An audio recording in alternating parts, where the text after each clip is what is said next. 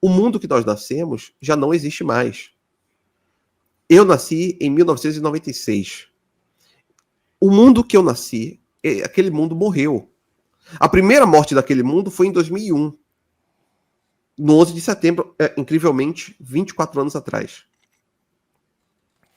Né? Hoje, exatamente 24 anos atrás. Foi a primeira morte daquele mundo que eu nasci. Passamos por diversas outras. A crise global de 2008, a pandemia de 2020 e a guerra da Ucrânia, sem dúvida nenhuma, foi a última das grandes mortes. A morte do Kirk ontem vem na esteira de tudo isso. E veja bem, eu não acho que a guerra civil seja a solução para algo. Nunca, nenhuma guerra civil é solução para algo. Na verdade, nenhuma guerra é solução para coisa alguma. É bom deixar isso claro. A guerra civil na Espanha não foi solução. A resolução da guerra civil é que foi a solução. A resolução dela. Mas a guerra civil na Espanha foi uma consequência da falha da política. A guerra civil na América, em 1861, inicia-se pela falha da política. Toda guerra civil, ela é consequência das resoluções políticas que antecedem. Não sei qual será a solução para isso, mas me parece que está cada vez mais claro que as resoluções políticas habituais estão falhando. E é por isso que o nosso trabalho político, e é por isso que me irrita quando eu vejo algum cínico orbitando o MBL. Me irrita profundamente ver cínicos na política nos orbitando. Porque os cínicos não acreditam em nosso discurso, não acreditam em nossas ideias, mas acreditam que somos meios para chegar em algum poder. Como o Bétega foi. E como tantos outros foram. Os cínicos, neste momento, estão falando sobre o perigo do radicalismo. Você é cínico se você está falando sobre o perigo do radicalismo. Você é cínico se fizer agora uma espécie de... porque os dois lados, dois ladismo nesse momento é cinismo. O nosso trabalho político tem agora uma responsabilidade cada vez maior, porque nós não podemos falhar. Porque o resultado pode ser muito ruim de uma falha. Brabo. Ó, galera, like na live, a gente tá com quase 1000 pessoas ao vivo aí. A live tá uma audiência muito boa, mas a gente tá com pouco like, então eu conto aí com a ajuda de vocês. Lembrando, o LivePix tá aí na tela também. Tá na descrição, na realidade, né? Descrição e comentário fixado. Descrição e comentário fixado. Galera, hoje à tarde, eu vou fazer uma diligência. Como vocês sabem, eu sou presidente da Comissão de Segurança Pública aqui em Joinville, né? E eu chamei uma diligência externa, uma fiscalização externa, para a gente averiguar uma área aqui de Joinville, um terreno, que é um terreno privado, e que foi dominado por cracudos, né? Foi dominado por cracudos, e aquela área ali é uma área de preservação ambiental, né? Uma APP, uma área de preservação permanente. E ela realmente, ela justamente não tem nenhuma construção por ser uma área de preservação permanente. Mas aí quem foi lá desmatar? O cracudo, né? O cracudo chegou lá, desmatou tudo, montou assentamentos, e aí lá basicamente é uma área onde tem cracudo, tem prostituição, tem traficante, tem tudo. E aí a gente vai lá fazer uma fiscalização junto com a Guarda Municipal e os outros membros da Comissão de Segurança. E aí eu vou dizer para vocês o que vai acontecer a partir disso. Né? A gente vai fazer, depois dessa diligência, na semana que vem, a gente vai fazer uma reunião com as secretarias que são responsáveis, né? A SAMA, a CEPROT e tudo mais, sobre essa área que a gente quer resolver, a gente quer tirar os cracudos de lá, né? Obviamente. E aí eu vou falar para vocês o que vai acontecer, tá? Nada. Porra nenhuma. Os cracudos vão continuar lá, os traficantes vão continuar lá. E por quê? Porque o modo como a política opera hoje no Brasil é um modo que nada é possível resolver. Não dá para resolver absolutamente nada. A única coisa que eu faço como vereador é ficar discutindo boa parte, muita, assim, não só coisas inúteis, mas boa parte, a maior parte daquilo que eu fico discutindo, né, que eu fico debatendo ideias, é inútil e não vai resolver boa parte dos problemas que o joinvilense precisa que sejam resolvidos. A mesma coisa em todas as câmaras municipais do Brasil e principalmente na Câmara Federal. E é bizarro, assim, porque a sensação que eu tenho hoje, e aí eu quero entrar em outro tema, é que a gente está caminhando para um mundo onde o poder executivo ele vai ter que voltar a ter uma concentração de poder maior para poder resolver as coisas. Porque se tivesse um prefeito que tivesse poder suficiente para poder resolver esse terreno, para poder resolver esse terreno que eu citei, ele resolveria. Ele só fala, o que precisa ser feito para resolver? Isso, então resolva. Mas não.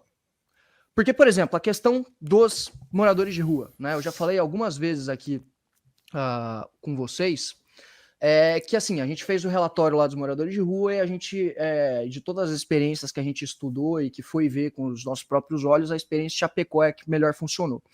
A primeira coisa que existe na experiência de Chapecó é o quê? A primeira etapa, internação involuntária. Beleza, como é que faz internação involuntária? Você tem que comprovar uma série de coisas que você fez antes com o morador de rua, você tem que esgotar todos os recursos extra-hospitalares, né? Isso está previsto na lei federal, né? 13.840. E depois você precisa de um laudo médico. E depois você precisa notificar o MP em ATST todas as horas, e aí ele vai ver se o laudo médico tá ok e se realmente todos os recursos extra-hospitalares foram esgotados. Caso isso não aconteça, sabe que, caso ele veja algum problema nesses dois elementos, sabe o que acontece? Você se fudeu como prefeito. O seu CPF. Tá? Então, assim, nenhum prefeito aqui de Santa Catarina tá tendo coragem direito para internar involuntariamente. Aqui em Joinville a gente começou a internar. Né? A gente começou a internar, tá com 12 internados. 12. De uma população de situação de rua de, sei lá, quase 1.000, talvez mais de 1.000. E justamente a gente tá numa...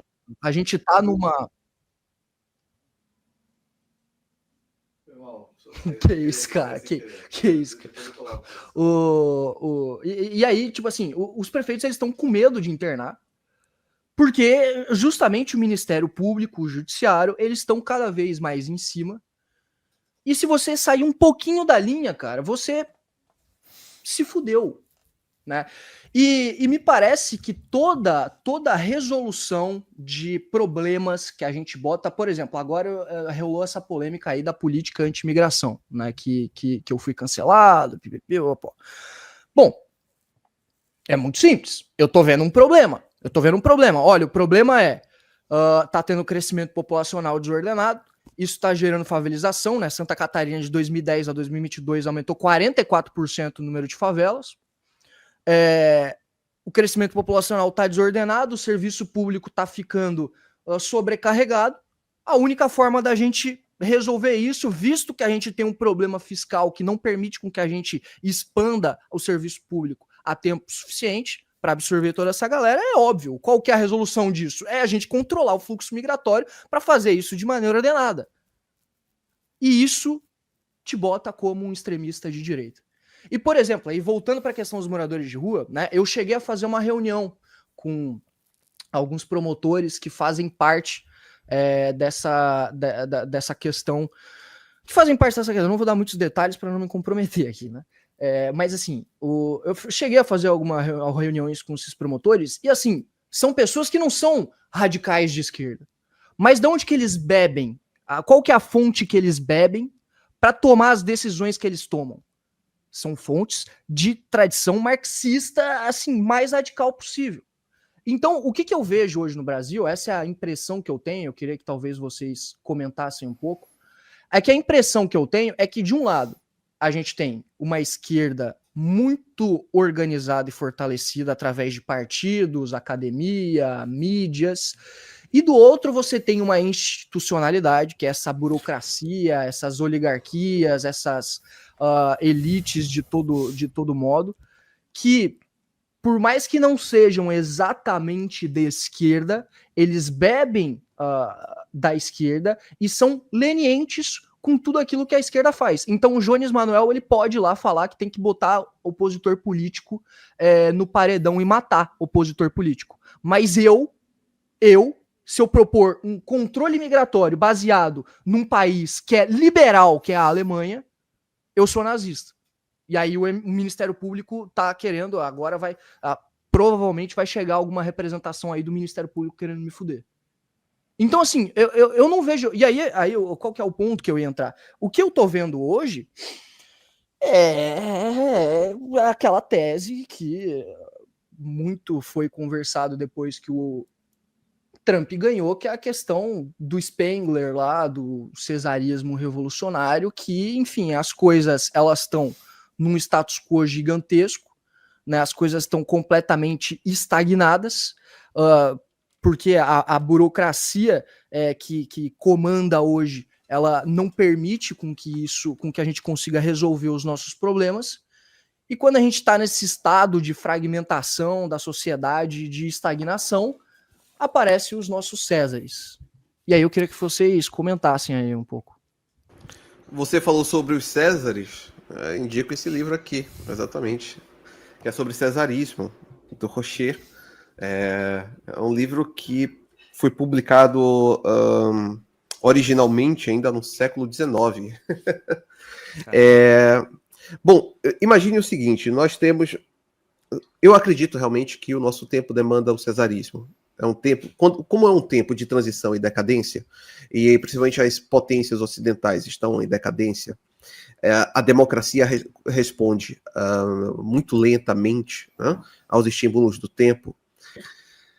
E é por isso que é, inclusive, muito mais difícil você derrubar regimes democráticos do que derrubar regimes autoritários. Você precisa de forças que equalizem isso, e não será um parlamento equalizar, né? Eu lembro quando esse ano teve o aniversário do Senado aqui, e foi o primeiro-ministro de Portugal palestrar para a gente. E ele falou sobre como que a União Europeia anda lento. Ele disse que há 10 anos, quando ele foi para o Parlamento Europeu, tinham algumas discussões, e ele voltou no início de 2025 para o Parlamento Europeu para, enfim, observar as discussões, etc., quando ele assumiu o cargo de primeiro-ministro em Portugal. E ele falou que as mesmas discussões que ocorriam há 10 anos continuavam a ocorrer sem resolução no Parlamento Europeu. E ele fez uma pergunta: como que vamos conseguir disputar com Rússia, China, até mesmo Estados Unidos, com uma burocracia tão lenta quanto essa? E os Estados Unidos também, e claramente o movimento MAGA percebe isso, e é por isso que eles estão tentando passar por cima dessas amarras burocráticas, formalistas, etc., que você não conseguirá dar um passo para o futuro se você continuar amarrado principalmente a questões formais, né? O formalismo jurídico, o formalismo burocrático. O nosso tempo demanda o cesarismo. Bukele é um César.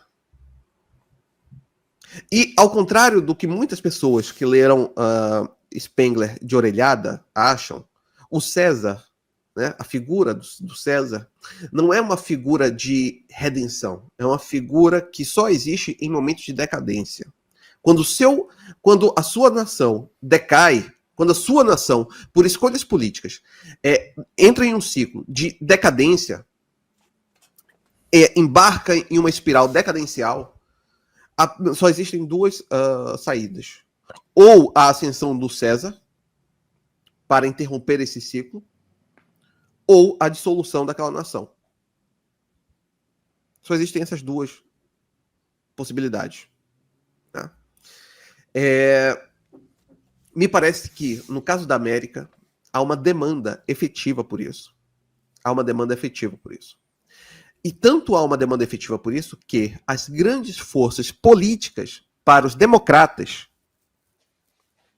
não são figuras políticas nem centralizadoras, nem figuras políticas convencionais.